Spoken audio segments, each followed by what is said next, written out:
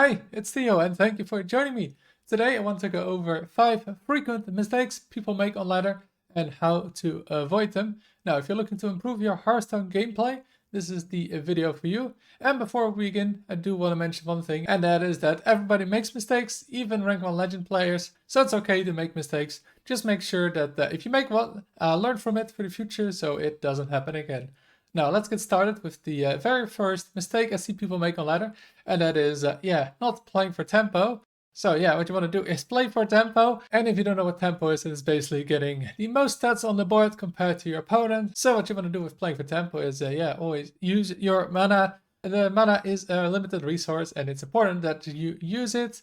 Like, yeah, you might not have the maybe optimal turn this turn, but it's important that you actually you spend your mana. Now, of course, it isn't always the case, but generally, yeah, try and spend your mana whenever you can, and even use it if it means that, you're not gonna maximize the value of cards. Like, yeah, tempo is important. Like, a card might be better in a certain situation in the future, but if it's a solid play now, and maybe you don't have another play, it might just be the right play. Classic example is a tempo BGH on 3. Like, yeah, if you have no other play, you might just play a Big Game Hunter on turn 3. You have nothing else to do. Because, maybe you want it later, but yeah, if you don't play it now, you're going to fall behind on board. And then, it doesn't matter if you have it later or not for a big minion when you're already dead because of all the minions that you couldn't deal with because you didn't tempo. And the last point I want to give here is, again, use your mana. It's very important. Make sure to use mana. I just want to stress how important it is because often I see people, being stuck with a lot of cards in hand. And that's because they often play the 4 drop on 5, then play the 5 drop on 6 and so on, and just not using their mana and then, falling behind on tempo, so use your mana. So the second mistake I often see is people not going face. So yeah, my second tip here is go face and stop trading. Now, I don't mean never trade, right? There's always good spots to trade, but often I see people trade into useless minions that there's really no reason to trade into, and then just miss face damage for no reason. So basically, hit face, unless there's a very good reason to not hit face with your minions. So for example, if you both have 2/2s on the board, then you can choose to trade, of course, with a minion. But unless there's a really good reason to trade, just go face. Like, for example, you don't trade maybe if your opponent has a really good way to deal 2 damage to a minion, or maybe have a good buff for it. But generally, if you go face, then maybe your opponent will just trade because, you attack first. That means they'll fall behind in the damage race, and also they might be afraid of buffs you might have or easy ways you can deal with the 2/2. So yeah, generally go face unless there is a really good reason not to, and that is because every damage can matter in a game. Like, maybe on turn 1, turn 2, you miss a damage or 2, and it doesn't seem like much, but maybe 10 turns later, right? Your opponent is at 1 HP, and you wish you had pushed the damage early on. I mean, I've had it multiple times, right? That the opponent is at 1 HP, and you're thinking, did I miss 1 damage somewhere that I could have pushed?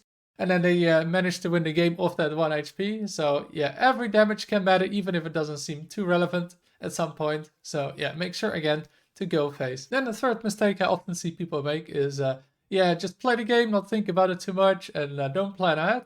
So yeah, make sure during every game, make sure to plan ahead. And there's multiple tips I want to give. First of all, make sure to stop playing too fast. Often see people make just a play and then think later about the consequences of it. Like, maybe the play seemed obvious, but maybe you have a draw card in hand and you want to play that too. So make sure to think about it, right? Do you want to draw first or not? Or do you want to trade, or do you want to do something else? And then if you draw first, right, then maybe your top deck is a card that is a better play. So just don't play too fast. It's a really frequent mistake I see, just people just autopiloting, playing cards that are obvious and not really thinking about what the rest of the turn is going to be. And then figuring after each card what the next move is going to be instead of just having one whole plan for the whole turn. Also, to plan ahead, you can use your opponent's turn, right? I mean, during your turn you can play, but that's only half the game. The other half is your opponent playing, so during that time that your opponent's playing, use that time. There's nothing you can do during their turn, so make sure to just plan ahead your next turn already. Like, what are you gonna do? Maybe based on what your opponent is doing right now in their turn, and already think ahead. Of course, the top deck can change what you want to do, but use that time to already think about all the possibilities, so you have more time next turn to think about what you want to do with that top deck or with discovers or whatever other cards you may get. And the third tip I want to give here is anticipate your opponent's moves. So basically think about what your opponent is going to do. Now, it sometimes is easier than other times, But for example, right, against like a Demon Hunter right now, it's probably a Bullhawk Demon Hunter. And turn 4, you can probably guess what they're going to be playing. It's a Bullhawk. So yeah, anticipate that, right? Maybe play a 1 health minion that turn, so that Bullhawk hits that one instead of a 3/3. So yeah, just try and anticipate what your opponent is going to do, and then plan the best turn against that best play they make. That's often happening. Like if the best play is a 5-card combo turn 4, yeah, then you probably don't want to play around it. But if it's an easy, like turn 2, 3, 4, like they play 1 minion, then it's easy to anticipate what they're going to be doing, so make sure to set up for that. Then the fourth mistake I often see is people not adapting during the game. So make sure to adapt. And what I mean is, don't just ton of focus on your game plan that you had at the start of the game, because every game is different. Maybe during the start of the game you thought the game was going this or that way, but yeah, if the game is going a completely different way, you have to think about what is going on, and don't just ton of focus on the one game plan maybe you had at the start of the game, but look at how the game is going and what you need to do for that game. And also that means that you need to re-evaluate your cards basically every turn. For example, with Blood Death Knight right now, we got like the Vault Pyromancer and the Poison Breath combo. Now that is an amazing combo, right? 4 mana, clear the entire board. So that's something you often want to use together. But, sometimes, don't be afraid to use them separately, even if you have both in hand. Like maybe, there's one big minion, right, that you need to clear. Like, leaving it up is really bad. So, you might have to use then the Poison Breath with just your hero power as a Death Knight. And then, be stuck with maybe Pyromancer in hand. But, maybe it's too important to clear that big minion, right, that you want to lose that combo. So always make sure to, really evaluate those cards in your hand. And don't just be like, I need these cards for this combo only and never use it otherwise, because then you might miss some opportunities to use those cards even better. And the last tip I want to give here is, don't think the game is over yet. Like, you might be very far ahead in the game, but there's often a chance that your opponent can still win. Like, maybe they need like 3 top decks back to back to back, and it's very unlikely, but it's not impossible, because there's always a chance that it happened. So what you then want to do is, when you're so far ahead, is just think of your opponent, and how are they gonna win? Like, what are the few outs they may have? And then try and play around those outs they still have. Like maybe it's top decking, damage into damage into damage. So then maybe you really want to find healing or try and win the game a turn faster if possible. So don't rest on your laurels, because the game is only over when the opponent's portrait explodes. And the last mistake I often see players make is that they don't trust the stats. And by that I mean is that I often see players having bad decks or bad tech in their deck. Especially those bad tech cards are a very frequent occurrence, where players just put random tech cards in the deck because they maybe, face like 2 weapon decks in a row, so they'll play a Viper.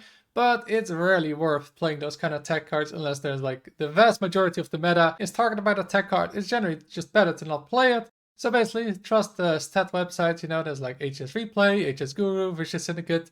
They all have plenty of stats and that deck list, and just take one of the lists from there, and don't go tinkering and adding tech cards unless you really know what you're doing. And also this extends to the mulligan, where you can also check stats for the mulligan often.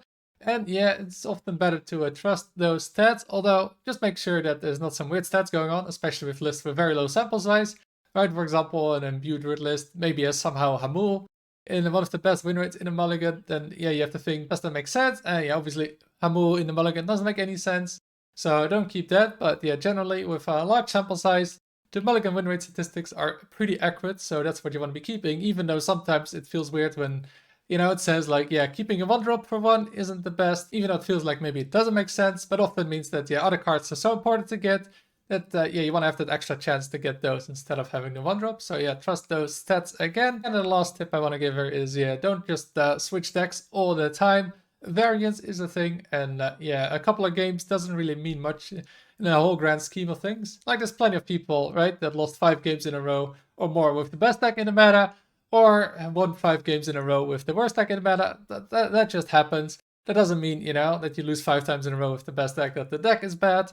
There's a variety of reasons why you might have lost there, so don't just switch decks every couple of games. If you made a decision before playing the deck that this is the best deck to play for you, then it probably still is the best deck. Just sometimes things don't go your way. Just don't let it influence you after a few games. And then I have one final bonus tip, and that is take risks. And what I mean by that is don't be afraid to take risks when you're very far behind, because often if you're very far behind and you gotta be playing it safe, so to speak, you're gonna stay very far behind and you're never gonna be winning. So maybe you just have to go for some unlikely outright, like you need exactly that top deck to win, but that might be more likely to win than just playing it out normally. So make sure to think about it. Do you need to take risks or not if you're far behind? And those are all the tips I have for you today. If you have any other tips, make sure to post them in the comments to help out.